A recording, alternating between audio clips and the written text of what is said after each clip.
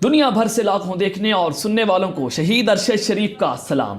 ناظرین کرام، پاکستان کی سیاست خطرناک صورتحال اختیار کر چکی ہے، جہاں پر کپتان بامقابلہ پاکستانی اسٹیبلشمنٹ، اور یہ تاریخ گواہ رہی ہے کہ جس نے بھی اسٹیبلشمنٹ کے ساتھ اپنی لڑائی مول لی وہ جناب پاکستان کی سیاست سے ہمیشہ کے لیے آؤٹ ہو گیا۔ لیکن کپتان نے اس دفعہ جو ٹف ٹائم دیا ہوا ہے تو یہ حالات جو ہیں وہ بند گلی میں داخل ہو چکے ہیں، جہاں سے واپسی کا راستہ نظر نہیں آ رہا، تو پورے کا پورا نظام ہائی جیک کر لیا گیا ہے۔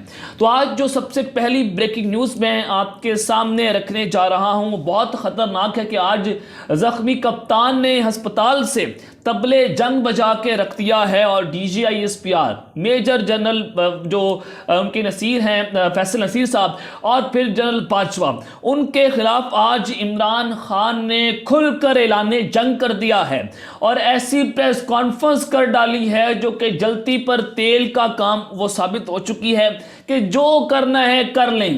انہوں نے یہ باقاعدہ طور پر دھمکی دے دی ہے کہ جو کرنا ہے کر لیں، میں کشتیاں جلا چکا ہوں، اور حالات جو ہیں وہ مزید کشیدہ ہو چکے ہیں۔ آئی ایس پی آر کو جھوٹا کہہ دیا گیا ہے۔ اس وقت پاکستان کی سیاست جو ہے وہ جس جانب بڑھ رہی ہے، وہاں پر جی ایچ کیو کیا سوچ رہا ہے، اور ساتھ ہی ناظرین کرام وزیراعظم ہاؤس کیا چل رہا ہے، یہ تمام تفصیلات میں نے آپ کے سامنے رکھنی ہے۔ اور دوسری خبر پر جو آج ہم بات کریں گے کہ جناب فوج کو ہنگامی بنیادوں پر طلب کر لیا گیا ہے۔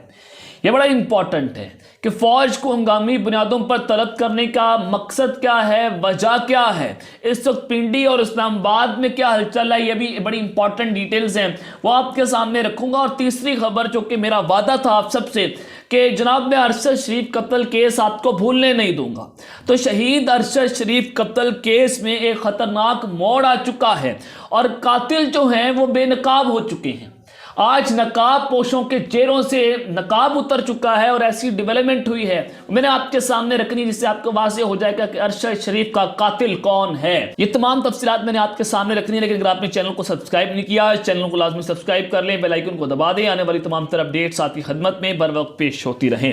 ناظرین کرام، سب سے پہلی خبر میں نے آپ کے سامنے جو رکھنی ہے یہ آپ سکرین کے اوپر دیکھیں۔ مولانا فضل الرحمان نے آج عمران خان کے خلاف کچھ سٹیٹمنٹس دی ہیں، بڑی امپورٹنٹ ہیں اور بڑی مذہقہ خیز ہیں۔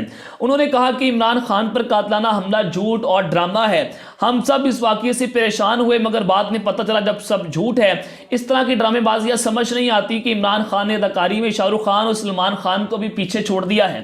یہ جعلی مولوی جو ہے وہ جناب اس نے پاکستان کی سیاست کو ہالی ووڈ بنا دیا، اور انہوں نے جو آج پریس کانفرنس کی ہے، مولانا فضل الرحمان نے بڑے عرصے کے بعد یہ میڈیا پر آئے ہیں اور اس طرح کی پریس کانفرنس کرنا، پھر انہوں نے کہا کہ جناب جھوٹے شخص کو کتنی گولیاں لگی، سب ڈرامہ ہے، اندھے لوگوں نے آنکھیں بند کر کے عمران خان کے جھوٹ کو قبول کیا۔ ساتھ ہی انہوں نے کہا کہ فوجی افسران پر الزامات لگانا اور گالیاں نکالنا یہ ہماری سیاست کا حصہ نہیں ہے۔ ناظرین کرام، یہ مولانا فضل الرحمان بات کر رہے ہیں جس نے یہ کہا تھا کہ ہمارے جرنیل جو ہیں وہ اسرائیلی پٹھو ہیں، اسرائیل کے ٹکڑوں پر پلتے ہیں۔ یہ مولانا فضل الرحمان کے بیان جو ہیں وہ آن ریکارڈ ہیں، آپ یوٹیوب پر سن سکتے ہیں۔ پھر مولانا فضل الرحمان یہ بھی بات کر چکے ہیں کہ ہم اپنے جرنیلوں کا وہ حل کریں گے جو افغانستان میں طالبانوں نے امریکہ کا کیا ہے۔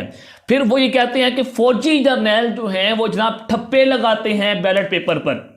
یہ مولانا فضل الرحمان ہماری پاک فوج کے جرنیلوں کے نام لے کر جناب وہ باتیں کرتے رہے ہیں، اسرائیلی پٹھو کہتے رہے ہیں، ان پر غداری کے بیانات دیتے رہے ہیں۔ تو اس طرح کے بیانات سابق وزیر اعظم عمران خان نے آج تک پاکستان کی سیاست میں نہیں دیے۔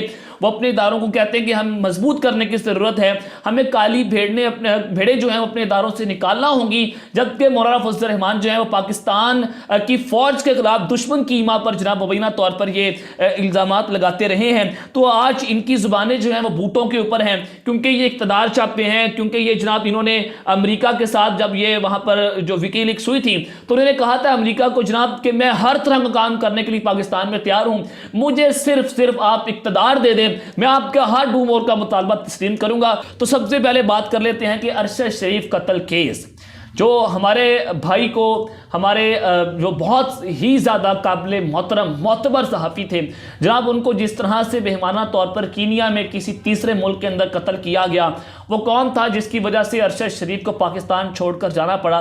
وہ کون تھا جو ارشد شریف کے پیچھے دبئی تک گیا اور ارشد شریف کو دبئی سے نکالنے کے لیے اس نے اہم کردار ادا کیا؟ پھر وہ کون تھا جس نے ارشد شریف کو کینیا جانے پر مجبور کیا اور کینیا میں ٹریپ کر کے ارشد شریف صاحب کو قتل کر دیا گیا ہے؟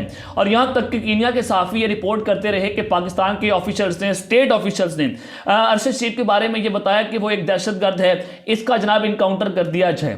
اور پھر کینیا کی پولیس کے بیانات آپ سب کے سامنے ہیں۔ ایک تو یہ کہ ارشد شریف کی جو والدہ ہیں ان کو ارشد شریف صاحب کا پوسٹ مارٹم کیوں نہیں دیا جا رہا، وہ ابھی تک رپورٹ نہیں دی جا رہی، حالانکہ ان کی والدہ جو ہے وہ در بدر پھر رہی ہیں، کبھی سپریم کورٹ جاتی ہیں، کبھی اسلام آباد ہائی کورٹ جاتی ہیں، لیکن ان کو انصاف کیوں نہیں مل رہا؟ اتنا دباؤ ہے کہ طاقتور جو ہیں وہ قانون سے بالاتر ہو چکے ہیں۔ یہ خبر آپ سکرین کے اوپر دیکھ سکتے ہیں۔ جسٹس ریٹائر شکور پراچا کی ارشد شریف قتل کیس کے جوڈیشل کمیشن کی سربراہی سے معذرت۔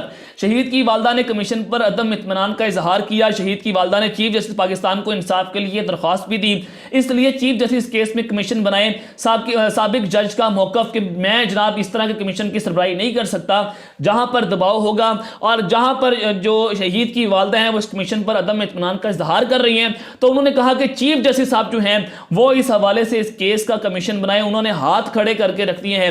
کمیشن میں نامزد ایک ممبر پہلے ہی نیروبی کا دورہ کر چکے ہیں۔ پہلے سے تفتیش کا حصہ بننے والے شخص قانونی طور پر کمیشن کا حصہ نہیں بننا چاہیے۔ معلوم ہوا کہ وفاق کو اپنے فیصلے سے آگاہ کرتے ہوئے انہوں نے کہا کہ میں وزیراعظم پاکستان سے متفق ہوں کہ چیف جسٹس اس کیس میں کمیشن بنائے۔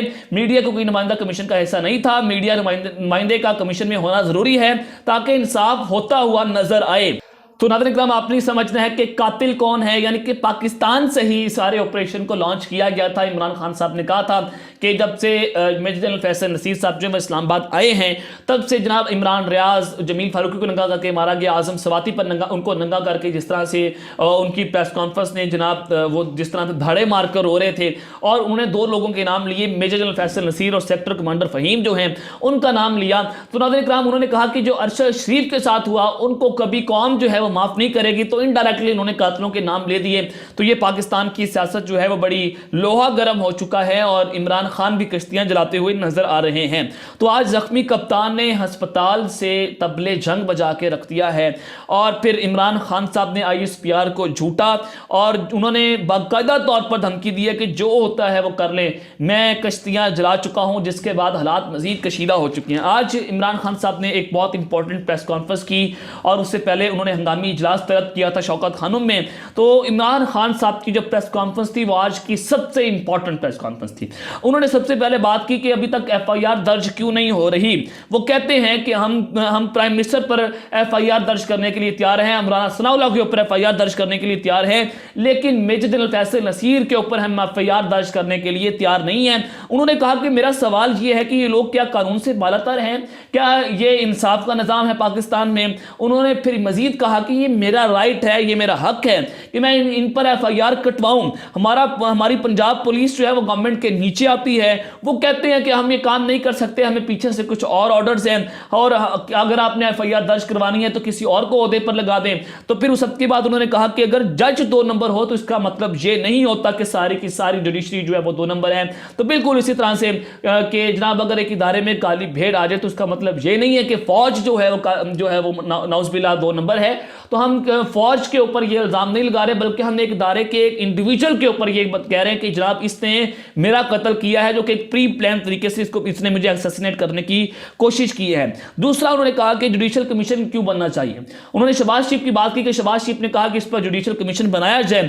عمران خان صاحب نے کہا کہ مجھے صاف اور شفاف انویسٹیگیشن چاہیے۔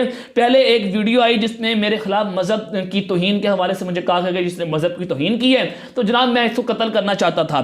تو پھر عمران خان صاحب نے کہا کہ یہ کیسے ہو گیا کہ گورنمنٹ ہماری ہے، پولیس ہماری ہے، اور اس لڑکے کا انٹرویو جو ہے وہ میڈیا پر لیک کر دیا گیا، اور جب ہم نے پولیس سے پوچھا یہ کیسے ہوا ہے تو انہوں نے کہا کہ ہم نے نہیں کیا، یہ IG پنجاب نے کہا کہ یہ ہیک ہو گیا ہے۔ यानी कि किस कदर वो घबराए हुए थे, किस कदर खौफजदा थे कि उन्होंने कहा कि सारे का सारा सिस्टम जो है वो हैक हो चुका है। तो अचानक फिर वो कौन था जिसके बाद ये पुलिस ने ये बयान जो है वो रिकॉर्ड नहीं किया, पुलिस ने ये बयान जो है वो मीडिया पर नहीं चलवाया, फिर वो कौन था जिसने ये इंटरव्यू जो है वो जनाब मीडिया पर कुछ 1 घंटे के बाद चलवा दिया था। अगर आपको मैं यहाँ पर एक बहुत बड़ी ब्रेकिंग न्यूज़ दे दूँ मुबैना तौर पर कि ये बयान जो है वो बाकायदा तौर पर गुजरांवाला में एक बहुत इंपॉर्टेंट बिल्डिंग के अंदर जाकर ये बयान रिकॉर्ड किया गया था। मैं नाम नहीं बता सकता कि हाँ कहाँ पर ये जनाब बयान रिकॉर्ड किया गया था, लेकिन मैं आपको मुकाम जरूर बता दिया, लेकिन अकल वालों के लिए निशानियां हैं। तीसरा उन्होंने कहा कि जुडिशल कमीशन जो है वो ये इंक्वायर करे कि अरशद शेख का कत्ल जो है वो किस तरह से हुआ, कौन उसके कातिल हैं, क्या सारा मामला था। तो यहाँ पर तो जो कमीशन की सरबराही है उसके ऊपर प्राचा साहब ने, जस्टिस शकूर प्राचा साहब ने उस कमीशन की सरबराही से मुआवजत कर ली है। तो फिर मजीद उन्होंने कहा कि साइफर की तहकीकात अभी तक नहीं हुई। हालांकि स्पीकर ने वो जो साइफर है चीफ जस्टिस पाकिस्तान को भेज दिया है। साथ ही उन्होंने इमरान खान साहब ने चीफ जस्टिस पाकिस्तान से ये कहा कि नेशनल सिक्योरिटी कमेटी ने ये साबित किया था कि पाकिस्तान में मुदाखलत हुई है और फिर हमने डी मार्च भी किया था। तो फिर ISPR क्यों ये कह रहा है कि ये साइफर एक ड्रामा है?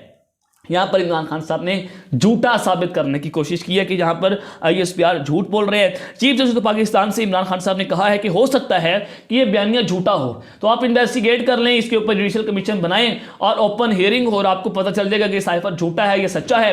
तो इसके ऊपर जुडिशल कमीशन क्यों नहीं बन रहा और साइफर के ऊपर तहकीकात अभी तक क्यों नहीं हो रही, इसका जवाब आज इमरान खान साहब ने चीफ जस्टिस पाकिस्तान से भी मांगा है और DG ISPR साहब से भी मांगा है। और फिर इमरान खान साहब ने जो सबसे इंपॉर्टेंट बात की कि तारीख की सबसे शर्मनाक बात है कि जो इन्होंने आजम सवाती के साथ किया। तो नाज़रीन इकराम, फिर इमरान खान साहब ने कहा कि जब हम इस सारे के मामले की बात करते हैं तो ISPR ये कहता है कि आपने फौज की तौहीन कर दी है, आपने गद्दारी कर दी है। इमरान खान साहब ने कहा कि आप लोगों ने जो करना है कर लें, जो मर्जी लगाना है मेरे पर तोहमत लगा लें, मैं कानून की बात करता रहूंगा, मैं कानून की बारादस्ती की बात करता था और करता रहूंगा। इसमें फौज की बेहतरी है कि जब करप्ट लोगों को आप इदारों से निकालेंगे तो जनाब फौज की क्रेडिबिलिटी मजीद बढ़ेगी और हमारी फौज जो है वो मजबूत होगी। साथ ही इमरान खान साहब ने जो बहुत बड़ा ऐलान कर दिया, सारे के सारे जो खूनी लिबरल थे वो प्रोपागेंडा कर रहे थे कि इमरान खान भाग गया है, उसने लॉन्ग मार्च मुअख्खर कर दिया है। तो जनाब आपके लिए पेशे खिदमत है कि इमरान खान साहब ने मंगल से, वजीराबाद से, जहां से उनको गोलियां लगी थी, बिल्कुल उसी मुकाम से मंगल से लॉन्ग मार्च शुरू करने का ऐलान कर दिया है। इमरान खान साहब जो हैं वो भी चल नहीं सकते और वो अस्पताल से डिस्चार्ज हो चुके हैं। ज़मान पाक लाहौर में जनाब वो अपना स्टे कर रहे हैं। लेकिन उस सबके बाद नाज़रीन किराम इमरान खान साहब जो है वो पिंडी से अपने लॉन्ग मार्च को लीड करेंगे और अगले 10 से 14 दिनों में पिंडी पहुंच जाएगा और मैं खुद पिंडी पहुंचूंगा और फिर उस मार्च को लीड करूंगा और मैं दौराने मार्च जो है वो ऑनलाइन खिताब भी करता रहूंगा आप लोगों से मुखातिब रहूंगा, आप लोगों से इन टच रहूंगा। एक बहुत इंपॉर्टेंट और बड़ी ताकतवर शख्सियत हैं जनाब, उनको ये ऑर्डर्स दिए थे, उनको कहा गया था कि अगर आपने 5 दिनों के अंदर इस लॉन्ग मार्च को ना खत्म करवाया तो आपको ओहदे से हटा दिया जाएगा।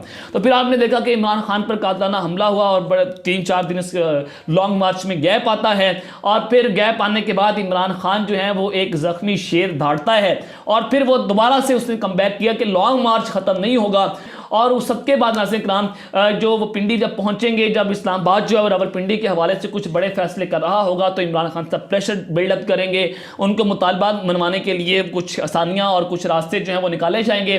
अब ये देखते हैं कि ये ऊंट किस करवट बैठेगा। और अब हमारी इतलात के मुताबिक इस्लामाबाद में अब तक FC को और जो रेंजर्स हैं और उस सबके बाद जो सिंध पुलिस को तलब कर लिया गया है हंगामी बुनियादों के ऊपर कि वो जल्द अज जल्द इस्लामाबाद पहुंच जाएं और हंगामी अलर्ट के लिए भी तैयार कर दिया गया है कि आपको किसी भी वक्त भी हंगामी सूरत हाल से निपटना पड़ सकता है। तो ये हालात किस जानिब जा रहे हैं, खुदा ना खास्ता पाकिस्तान में मार्शल लॉ लगे या पाकिस्तान के अंदर इमरजेंसी लगा दी जाए, अल्लाह ना करे पाकिस्तान बंद गलीम जाए, अल्लाह ताला पाकिस्तान की हिफाजत करे। अब तक के लिए इतना ही, अपना ख्याल रखिएगा। इस चैनल में लाजमी ख्याल रखना, पाकिस्तान जिंदाबाद।